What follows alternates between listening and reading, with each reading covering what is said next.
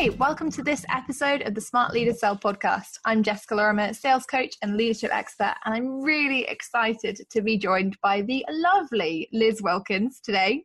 Hey Jess, thanks for having me on. I'm so excited because you genuinely are somebody that I've actually hugged in real life twice. So I've even been to Liz's house. Okay, so check this out. You know, normally when I talk on the podcast, I'm like, yeah, I've met this person, I've met that person. Liz actually saved me from the Christmas holiday, I don't know what you can call it, but just Christmas holiday overdose of food and too many people this year, where I went and turned up on her doorstep and we very nicely went out for coffee and cake and macaroons, actually, wasn't it? It wasn't. They were delicious. Thank you. Lovely. It was lovely. So Liz, I obviously know you quite well. You've been in my community for a while, and your thing is, I always want to say branding, but really the thing that I know you for is design. You have this incredible eye for making everything look brilliant. You know, and this episode, it's an interesting one because me and Liz are going to be talking about something that she's been doing for my business and how you guys can use that for your own progression and your own products and services. But the one thing that you really stand out online for me is this ability to go, that looks hideous. Even though you never say that, you're always very polite, but that doesn't look how you probably want it to. Let's get it more aligned to your brand. Yeah, you know, for me, I'm all about making your content marketing simple, effective, and pretty. And really for your anything that you produce to be a reflection of who you are, what you stand for, and for it to be in line with those values. So you're right. What really gets on my nerves is when I see amazing entrepreneurs and then I see some of the stuff that's produced and I'm like, oh, pants is one of my favourite words, but it's just a bit disappointing because for me, good design and good marketing is about building that emotional connection. Mm-hmm. And my mantra is that good design helps you build good emotional connections with people. And I think that's really important because I think, you know, when I came into the online world and, you know, you have known me for quite a long time, my motto has always been production, not perfection. And I've always been very, very open about the fact that there is some of my stuff that just honestly looks like a child vomited it on the page. And I'm fine with that. You know, I'm kind of like, look, it's the information. And if you are just starting out, I think this is the key thing. If you're just starting out, it is about production, not perfection. You know, if you can't afford to hire a designer, if Canva is your new best friend, which indeed it was mine and still is, you know, there are the odd occasions where I'll go and try and make a meme or be fancy, then I don't think you don't have to stop yourself doing things. You don't have to get paralyzed into inaction by the fact that you're not a pro with Photoshop, for example. But as my business has grown, and as probably I've got more used to who I am online and the representation of my brand online, and as I've wanted to grow and scale the business, it's become really important to me that, particularly with new projects like the one we're talking about today, that actually they do provide a really solid physical representation of who I am, of my brand, and communicate in a really clear way to my audience. And I think that's something that we miss exponentially in the online world. You know, everyone makes these massive infographics and every single one is different. They don't have the same brand colors. They don't have the same language. They don't look the same. They aren't cohesive. And it makes it really hard to identify your content online. Absolutely. And, you know, I love your brand, and you and I have had lots of conversations of late about your brand and where it's going and how it's evolving. Mm-hmm. But like you, I don't believe that when you first start a business, you should spend a fortune on beautiful business cards, a beautiful website, if you have no clients. Yes. You know, the number one priority of any business is to sell. Mm-hmm. And that's why I'm really grateful that I found you early in my business journey, because, you know, without sales, I do not have a business. I have a very expensive hobby, and I'm in this to run a business, not to fanny about on Facebook, shall we say. I love that. I feel like this is what we should call the episode. You know, Scott, when you're editing and producing this, I would make sure that's somewhere in the show notes. And if you're listening to this, obviously make sure you go and check out the show notes. If it's not there, we all need to gang up on Scott and be like, why did you not put that in? But I think you're exactly right. And I think the interesting thing for me is that you're saying it coming from a branding perspective. Now, I know that when I started out online, there were all of these 12-week programs. Every single one of them. They were all 12 weeks and they were all build your business in 12 weeks. And every single time, module 1, money mindset. Module 2, ideal client.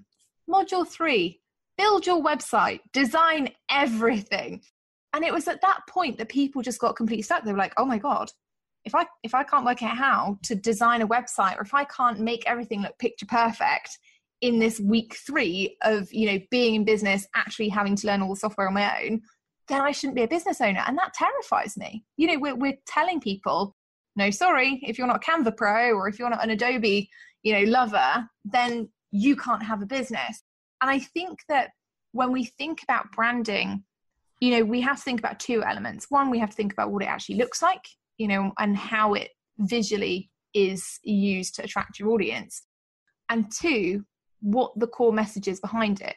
You know, and that's why I love working with Liz, because she's somebody that looks at both of those elements, the visual and the message, and makes it clear and come across in the easiest way. The thing is, you know, and this is where I'm kind of looking for you, Liz, to throw in some input, is that people are often looking at their brand before they know what they do. So at what point should we actually start looking at solidifying the branding decisions that we're making? Like, what point do we think, actually, yes, I'm going for hell for leather on gold polka dots, for example, or, you know, clearly we can tell where this conversation is going, but it's that kind of thing, isn't it? Where you think, when are we actually, or when in business, should we really be focusing on nailing down that brand and making it a big deal? Okay, so let me put you into a little secret here. This is something I don't tell many people, but I spent 10 years working at Adobe, the Photoshop company. And actually my last job was promoting all of the creative products across UK Nordics. And when I left Adobe, I did not know how to use any of the products apart from Acrobat. This makes me so happy. I didn't need to. And, you know, the reality is you don't need a perfect, beautiful brand to start with, because actually I believe that people buy from people. So be the best version of you that you can be wherever you're promoting yourself. Now, would I advocate that you have visually, I'm trying to find the word, I'm moving my hands, you can't see me, but it looks like there's a little dance going on. I'm doing a little dance. You know, for me, it's about the people, it's about the personal relationships, and I want your brand to feel like you and sound like you. And if at first it doesn't look like you, that's okay. You know, brands evolve. If you look at any famous brand today and look at where they started, they are worlds apart. If you look at Marie Forleo when she started, you know, completely different to this super slick, beautiful, you know, professionally edited video, you know, photoshopped within an inch of her life, gorgeousness. And obviously, Marie, if you're listening, you know, ever, obviously you're not photoshopped. You just look like that every morning when you wake up. And the rest of us love you and hate you simultaneously for it. You know, I love Marie Forleo. You know, what she does with her brand is phenomenal. Mm-hmm. But if we start our business thinking that we have to be like Marie Forleo to be successful, we are going to fail. Yes. Because we don't have the brand budgets or the campaign teams or the millions of dollars that she probably spends promoting her brand. Mm-hmm. So we have to be very selective about where we invest our time and where we invest our money. And for me, it's, you know, we say this all the time in so many different areas of business, but for me, it's about consistency. You know, I hear you say this all the time about selling. We need to sell every day and we need to be consistent because confused minds don't buy. That's the mantra that I've got from you, Jess. And in the marketing world and the branding design world, it's identical. You know, confused minds don't recognize you. So when you talk about, you know, 7 different things and you've got 7 different styles of imagery, it's like, well, I feel confused and I feel like you're being a bit schizophrenic. And people, you know, humans like to know what they're going to get. Yeah. It's so interesting that you say that. So a few months ago, I was watching The Apprentice. Do you watch The Apprentice? Not this series. Not really. Okay, so I watch every series, even though progressively I find that they've just gotten worse. Like, I find that they're not as mentally stimulating as they once were. But maybe that's because I'm not 15 anymore. Who knows? You know, so I was watching this season of The Apprentice, and they asked them to create a tube campaign, so on the London Underground, to sell a car. And one of the teams went away and they created an advert that had the car on it. It's great, right? It's Ford Fiesta or whatever it was, I don't know. But anyway, the picture of the car was on the posters on the tube. And I thought, well, that's really sensible because it's a car. Like, surely that is the way that you would go about it. The other team put somebody in charge who went, yeah, actually, I want it to look like the feeling of the car. So they put a bunch of holiday snaps up, like literally what I can only describe as holiday snaps, and a picture of a bicycle. And so hilariously, I'm kind of watching it with my popcorn playing out. And when people get to the top of the tube, they're stood there doing their market research. How do you think our advert looked? You know, what do you think we're advertising? And all the people who had seen the poster with the car on it went, yeah, it's a new car. Cool. And, you know, when they asked, would you buy it? They're like, oh, well, if I wanted a new car, then yeah, I guess so, kind of thing. The other team with the bicycle and the holiday snaps, when people got to the top of the tube and they said, what do you think we're selling? They went, are you a travel agent? And I just think that sums up what you've said about branding there really, really well. You know, ultimately, confused minds don't buy. And, you know, there is an element to branding of, especially in the online space that I see quite a lot, where people try and be so clever with it that it no longer looks and sounds like you or what you are trying to sell. And it's then that it becomes just too far removed. And that's what Marie Forleo has done so well. You know, everything that she does, it is her. And I mean, honestly, I wish I had her hair, and I do wish I looked like her. You know, I probably don't put in as much effort, to be fair. Since we're recording this, I'm in my pajamas, so, you know, I'm fine with that. But it is one of those things where if you met her in real life, she would look like that, she would talk like that, and you can imagine her wearing those colours, having, you know, notebooks and journals of the same style. And if we look at anyone that works for Apple, so I love walking into Apple because the Apple genius people always just look, you know, and if you're an Apple genius listening, I'm really sorry, but they're always just like chilled, fairly geeky, mid-20s, early 30s guys rocking around with an iPad.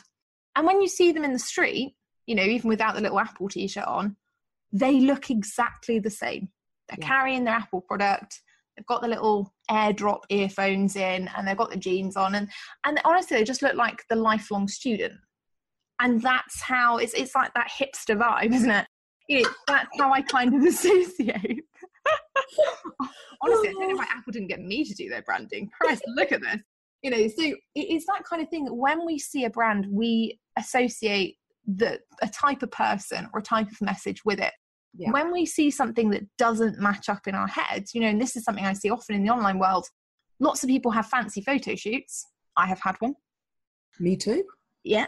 And then you rock up day-to-day life, and like me, they live in their PJs, you know.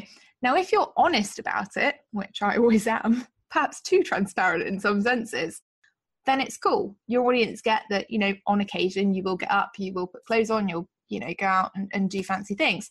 But the majority of the time, you're normal, in your jeans, in your flip-flops, kind of doing your thing. When we see brands that are, this is my fancy, photoshopped brand, all of my nice photos, and then they don't kind of talk about the reality of what the day-to-day looks like. When they show up and they do look like me, you know, hair scraped back, no makeup, PJs, it's actually really odd for people, and it stops sales. You know, it stops people buying, because if their branding isn't congruent, it starts to make things feel like other things may not be congruent, you know, in terms of ethics, integrity, value, all of that kind of stuff. So it really is a big deal. Yeah, because, you know, you've explained it there beautifully. It seems disingenuous. Yeah. For me, watching, you know, if I see a beautiful website with beautiful photos, and then I see you rocking up on not you personally, but someone rocking up on a Facebook Live with a hair scraped back in a ponytail, I'm like, oh, who is this person? Yeah. Where did that come from? And it's about that, I hate this word, but because it's so overused, but it's about authenticity in your brand. And if you're building a brand based on you as a person, I would love any of your listeners to say that they are able to rock up in their business, you know, if they're women, with a full face of slap on, with perfectly coiffed hair, looking amazing in a pair of heels every single day. You know, hats off to you, love, but that's not who I am. I don't aspire to being that. So, for example, with my photos, they're very casual, and I'm wearing the kind of clothes that I would normally wear. You know, in my corporate life, I've had, you know, every time I did an event, I had a hair and makeup lady, because when we were filming, we needed to make sure that people on stage looked great. But I don't aspire to look like that in my business, because it would be very, you know, as we've said, confusing for my audience to see me looking super glam and then seeing me day to day like I am today, with my hair needs a wash, really. I did get dressed, but I have got my sparkly flats on. I feel like this shows everybody what kind of effort we go to record amazing podcast episodes. Absolutely nobody focuses on their appearance, and everyone just focuses on banging out great content and great value. So I think that's a good thing. Yeah, and you know what? Marketing, you know, I come from a sales and marketing background. Marketing it can be really simple. It does not have to be complicated. And often, you know, I talk to people I was speaking to someone earlier, and I know they've got a program that they want to launch. And I said to them, so what are you going to do this week then to promote this course? And it was almost like I could see the fear of God past their face. And I said to her, what are you scared of? And ultimately it came down to she was scared that if she promoted it and nobody would buy it, you know, and it's the usual thing. I'm scared of crickets. Yeah. Honestly, crickets have got a lot to answer for. But the reality is, unless we're, you know, you are a fantastic person at doing this. You're the way you build your tribe and engage your people is phenomenal, and is something I find really aspirational, because that's not something that I've done in my business. But your ability to engage people consistently is remarkable, and many people find that really scary. And this is where having if you're not an extrovert, if you don't aspire to have a big tribe, I think you need to work even harder on having your brand being uber consistent. Yeah. And I think you're absolutely right. And I think it doesn't have to be bells and whistles either. Oh. You know, it can literally just be a silly Snapchat filter. Like most of last year, all of my posts had Snapchat filters on. The only reason they don't this year is because the Wi-Fi is rubbish and they never pop up enough in time. So I'm like, okay, screw it. Let's find an image or something. But it is that kind of thing where I think in the online world, if you're building a personal brand, or if you're building a brand to sell later down the line, it has to be congruent across the board. Images, messages, values. You know, and I think that is really important, because ultimately when you are sat there and you're thinking, oh, I've got to launch this and I'm potentially going to launch it to crickets, we all have that moment. Doesn't matter how big your audience is. Everyone has that moment where they go, oh God, what if I launch it and nobody buys? Because that's how we make our money. Yeah. And for me, I think it really is just about being the best version of you. Yeah. And that's what your brand should be, the best version of you. Now, it doesn't have to be the perfect version of you, because actually we're all people. I don't think anybody's perfect.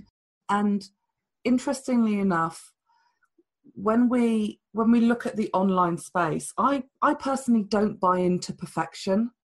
I actually think perfection is overrated. Can't believe I've just said that. Particularly when I'm all about design. But I think it is overrated. I think I want to see someone's personality. Exactly. You know what I mean? I want to like you. And in fact, you know, we talk about this no like trust. Actually, I don't really care about liking you. I want to love you. I do. I love people. I love building really close relationships with people. I want to really get to love you. Yeah. And to do that, you have to show the other side of you. So the side of you where you do sit in your PJs, where you have had a bad morning or someone's upset you. Now, that's not, as you would say, pimping your pain for profit. Mm-hmm. You're not agreeing that. But just showing people that life isn't perfect, that business isn't perfect, that things happen. Things happen. I think that's that is the upside. And I think the other thing, what we're talking about today, what I kind of want to get to the not the juicy part, but I think what happens is we try and move quicker than where we actually are. And I've said this to you a lot, and I've said it in the Dotties quite a lot, is that often we try and recreate someone else's end product. So I get a lot of people who'll go, oh, I want my brand to look like Marie Forleo's. And I'm like, that's great. But like you said earlier, they don't have the campaign budget. They don't have marketing strategy. They don't have the 20 years of experience and evolution that comes with her brand. Yet the business model that they want to create is based entirely on that end product. Oh, Marie Forleo is, launching a TV channel. Okay, fine, I'm going to do that. And that's just going to bring me hundreds of thousands of people and phenomenal. Or Danielle Laporte has got a ton of digital downloads and they're only like $7 to $25. And I'm just going to sell thousands and thousands of those. And that's going to be my business model. And this is the thing, actually, that takes a long time. We have to evolve. It doesn't mean that you can't start out, say you decided you really wanted to start with a journal business and you want to create journals and that is your primary product. It doesn't mean you can't do that.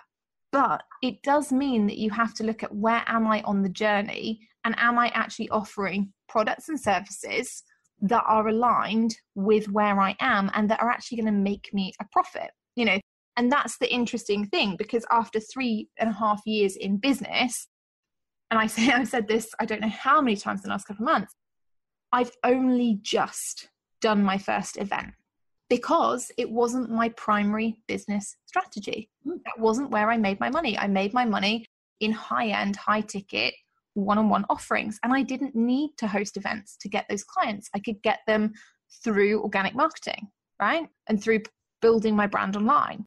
I've only just launched my first book because, again, books weren't going to make me tons of profit. Yes, it's great now as a reach new audience, build on my existing brand, all of that kind of thing.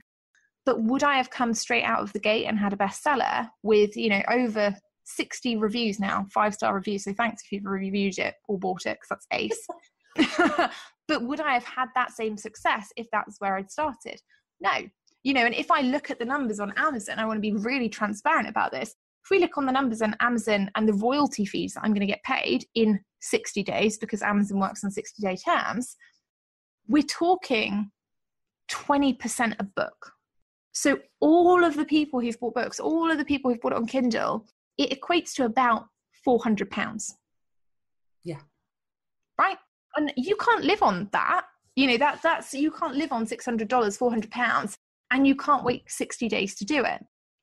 The other thing that I'm literally only just doing, and with the sales page has literally been signed off today, is launching a planner. And that's what I've been working on with Liz. That's why, branding has been such a big deal to me, because over the last 3.5 years, what I've watched is tons of people focus their time, and try and schedule, but not actually get results because they're not doing the key money-making activities. They're not doing the key, marketing visibility bits every day that they need to be doing. And so one of the things that I went to Liz and said was, I want to make a planner. Finally, now that I've got the audience size, now that, actually my method is proven and it's a process that works, now I want to launch this. And so that's what we've been working on for the last, since just before Christmas. Yeah. Yeah. Well, I think we had our proper first call the day before my birthday, January the 10th, we had it. There we go. And this is the thing, you know, I came to you because I wanted all of those elements we just talked about with regards to branding, you know, that kind of cohesiveness across visuals, across message, across values, and something more importantly that actually works. And that's what I wanted out there. And that's why I came to work with you. I guess for me though, you know, and certainly for the listeners here, it's about understanding at what point should you be thinking, yes, now is the time to invest in a physical or digital product. Because I'm going to be honest, they're not cheap to do. Like I honestly thought, I was like, yeah, creating a digital product, no worries. It's just like 10 minutes on Canva, whack it out onto the internet, sell a couple, all good. And, you know, that is, I would like to say that is how it's worked out, but more often than not, it hasn't on the digital side. You know, it has taken somebody else's eyes, somebody else's time, them making it, and then it obviously being sold. We don't always equate that into the profit margin when it's a digital download. We're just like, oh, well, it just happens. When I moved into the product side of things and I was like, oh, this is going to be an actual physical planner, that's when I realized just how much time and energy goes into actually making it and creating it and making it look right. So where should people start? Oh, where should people start? I think you always, it's interesting actually. When I was at Adobe, I had a big marketing budget relative to the one I have today. The one I have today is based on the profit I make in my business. I'm used to having a big marketing budget, and I'm used to looking at campaigns and working out what my ROI is going to be. So when I came online, I know how to figure out my ROI. But I see lots of other people not even looking at the return on the investment of what they're doing. Mm-hmm. So, you know, before anybody, in my opinion, should spend any money creating anything, you need to find out how much it's going to cost, mm-hmm. to build it. So your design cost, your print cost, your distribution cost. You know, if you're going to post something physical, it needs an envelope. You know, you have to pay for those. It's going to need a stamp on it. How much is the postage? Depends on the weight. How much does it weigh? Depends on the number of pages. How many pages does it have in it? Depends what you're going to talk about, so on and so forth. So you work out your cost of production, and then you do some market research and figure out how much can I sell this for? And, you know, you talk about this in your planner, but in a slightly different way. You talk about your business costs. You do the same for a product. So what can I sell it for? Less my cost equals my profit. And then, of course, you have to figure out how many do I think I can sell? Now, what you've done with your planner, which is what we talked about, is I firmly believe in pre-selling before going into production. Yes. Now, that doesn't mean to say that you sell it without ever making it. What it means is you sell it with a view to how many can I immediately sell, so I know what my base cost, you know, how many I've got out the door, and then how much do I need to put into promotion time to sell the remainder. So I would absolutely look at how much is it going to cost, how much can I sell it for, and how much profit am I going to make. Exactly. And this is the thing, when you're first starting out, unless your primary business model is, I'm going to create XYZ product, it's actually a big investment. You know, when I've looked at like the book cost, so for example, you know, even printing the book recently was a really large cost in terms of outlay. Yes, it's all going to be made back. That's all great. But when you look at it, if you're somebody who's thinking, I'm cash poor in my business right now, maybe I'll go and create a planner, or maybe I'll go and do some branded stationery or something like that. Take a step back and focus on increasing your cash flow first. Because when we look at it, you know, it's the same as anything. This is why I'm always saying to people who are cash poor, don't do Facebook ads. It's a black hole. You will throw your money into it, and you can't guarantee, you know, until you've tweaked it a few times and until you've really run it through a funnel that consistently works, you can't guarantee what's going to come out the other end. You know, and it's that with products as well, isn't it? Completely. And, you know, I imagine some of your listeners, once they get their hands on your planner, are going to get planner envy, and they're going to start thinking, oh, I want to create one for my business. I can see it now. It's going to look like this, and I can talk about this, that, and the other. But the harsh reality is this: unless you have a big enough audience, you cannot sell physical products. Yeah. And you need a big enough audience today. Mm-hmm. Yeah. You need that tribe of loyal raving fans that are going to buy it. You know, like you said with your book, the fact that you've got 60 5-star reviews, you know, and you released it 3 weeks ago at the time of recording, you know, phenomenal. How many, I read lots of Kindle books, not of that kind of genre. I won't tell you what genre it is because it's a bit naughty. But even the really popular ones don't get that many 5-star reviews within 2-3 weeks of publication.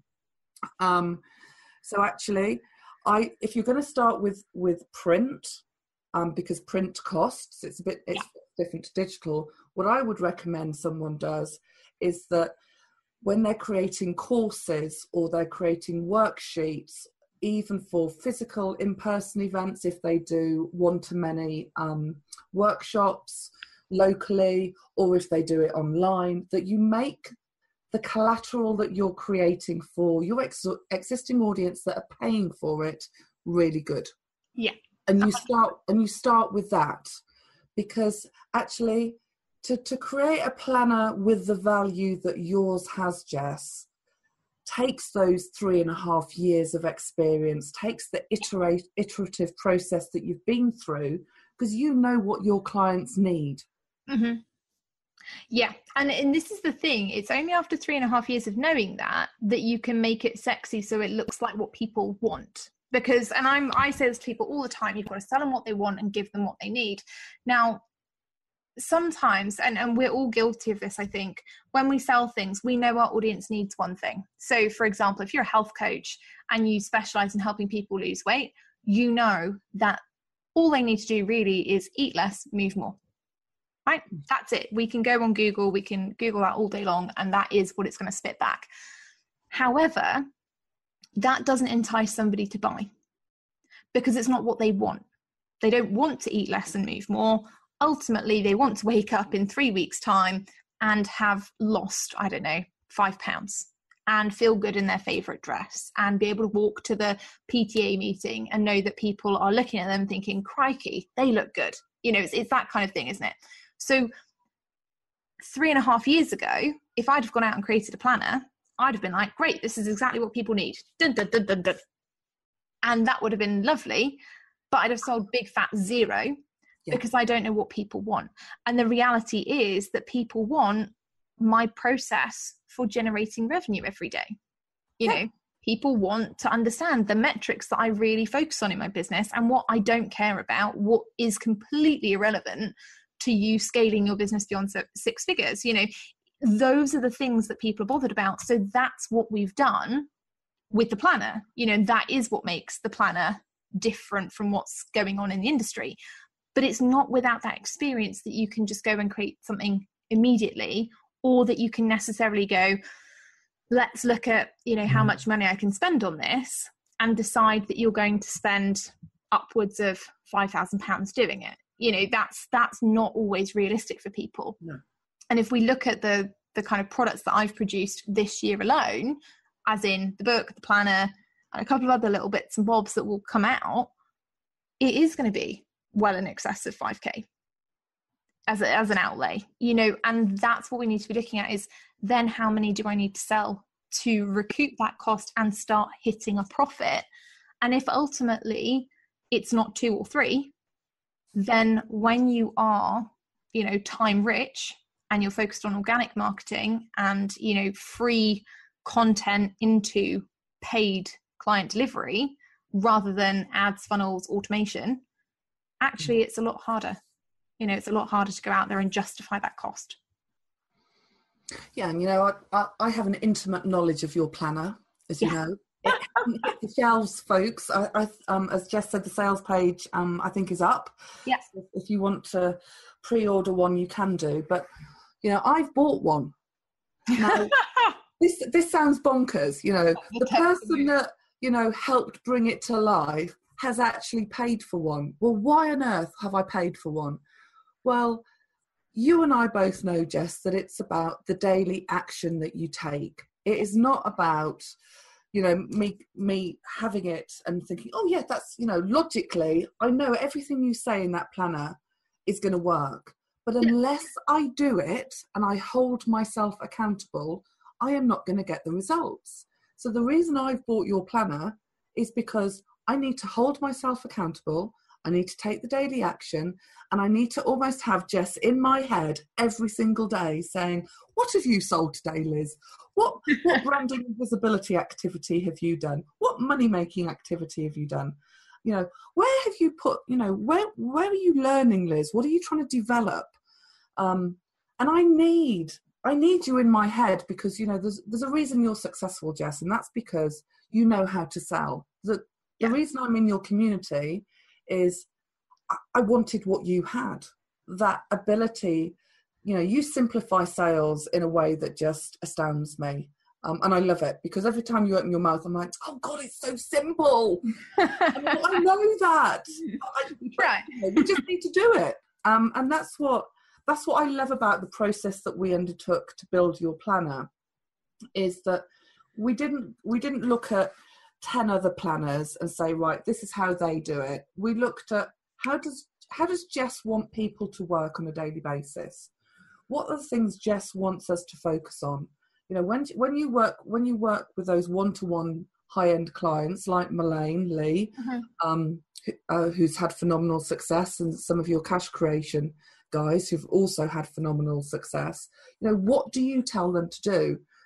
And that's what I want to know in the planner is, what do I need to do today to make a difference in my business? And that's what I love about what we've created, because I know it's going to make a difference for people. And I think this is really key because, again, when we look at products, and you mentioned this earlier about planner envy, I for years have had planner envy of many, many people. I've bought thousands. I bought Carrie Green's, I've bought the Day Designer, I've had planners literally galore.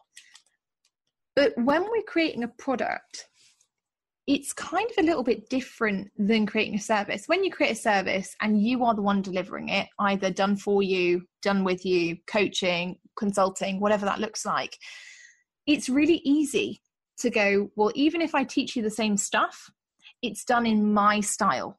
It's done in, you know, I will give you my examples. I will show you my templates, my swipe files, whatever. And it has that personality.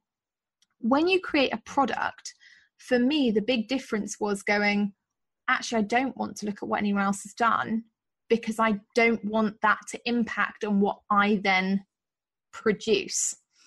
Because so many products are samey. You know, if we look out at the market, you know, if we look at planners, let's take that example because we're there anyway. But if we look at the market, they all look the same.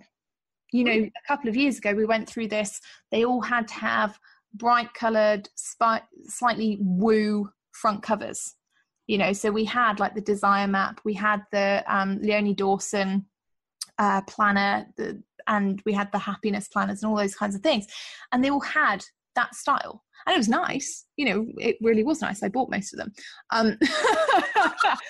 But it's about looking at, when you're creating a product, how do you make it stand out in a sea of, oh look, Jess's planner has gold polka dots, so does Kate Spade this season, so does XYZ this season, so does that. How do we make it stand out with the brand that we have? Okay, so it's never about the gold polka dots.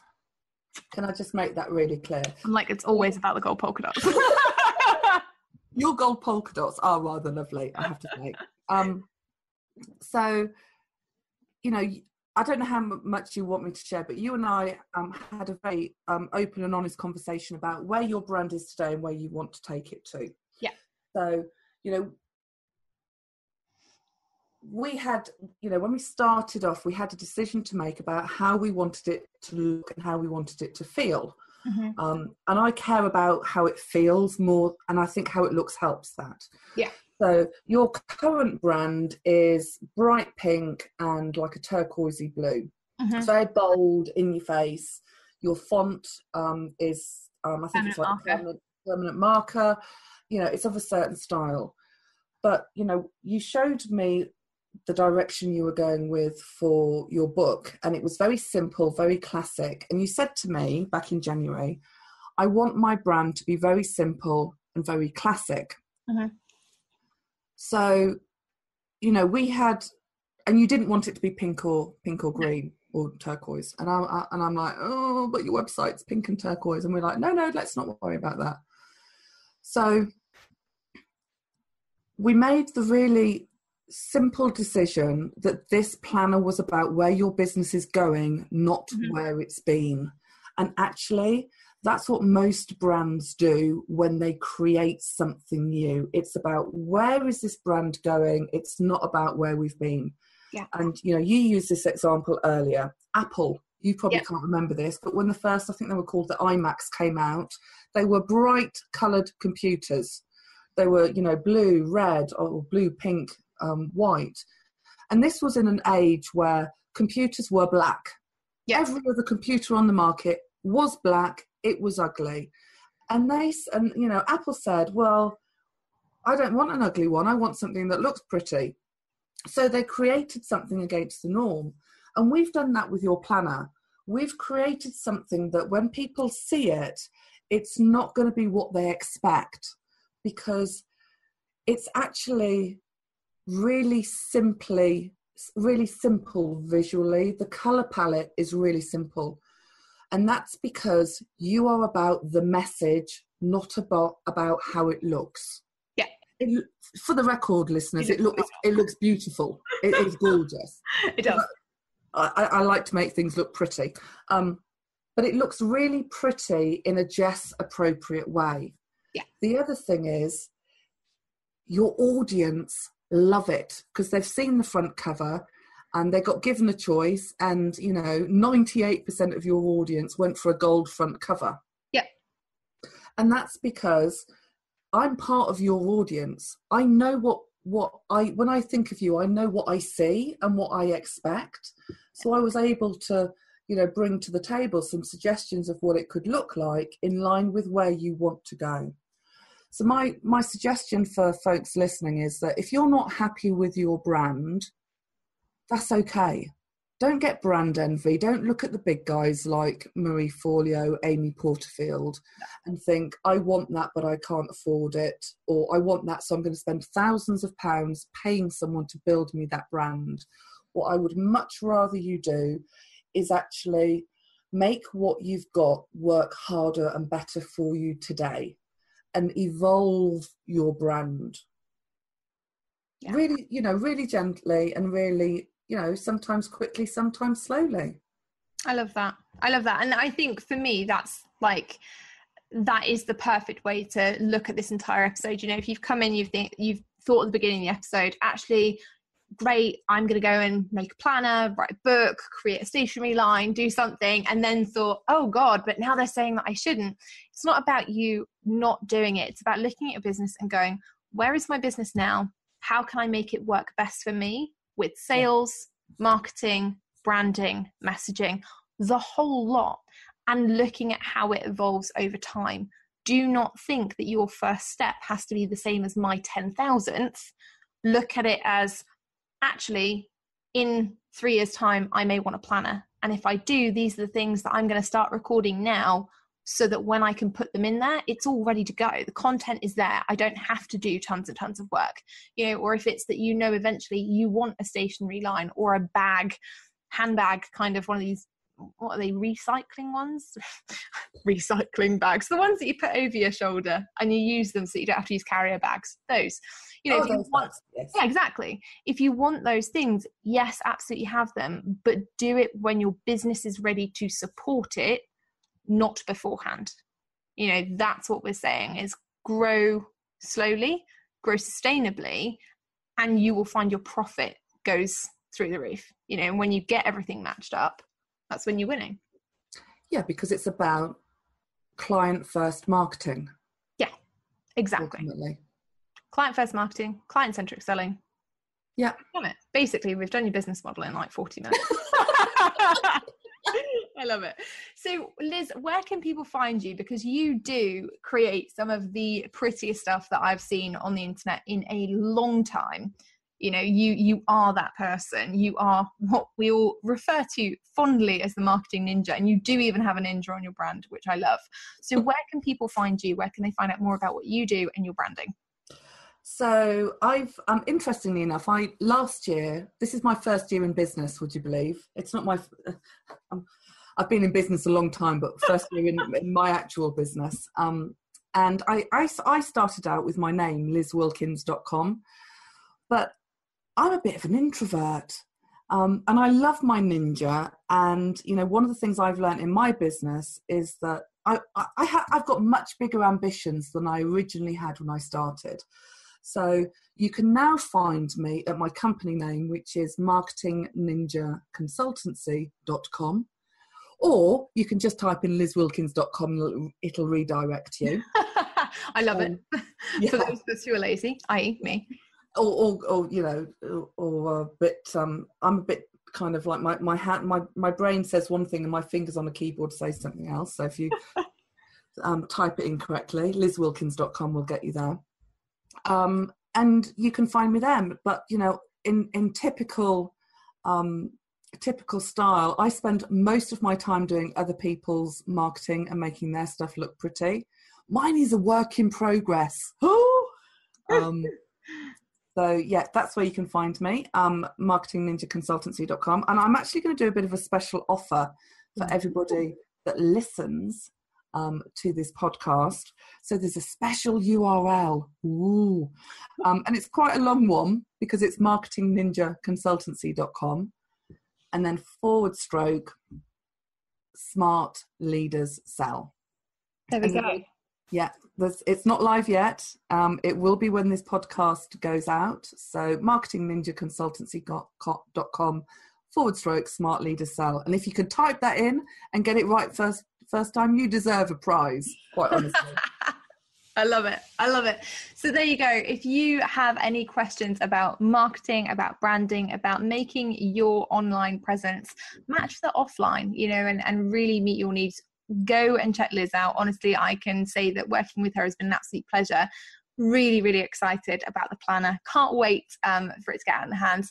And if you are looking for a sales planner, if you're thinking, actually, Jess, I need the next 90 days to be the best 90 days in my business and focus on money-making activities, and you want to see how I do it and start doing it for yourself and tailoring my strategy for you, then make sure that you go and check out the link for the planner at the bottom of the show notes. Scott will put that in there for you. You can go and check it out and see if it's something that will help you have your best quarter in business. I will see you in the next episode.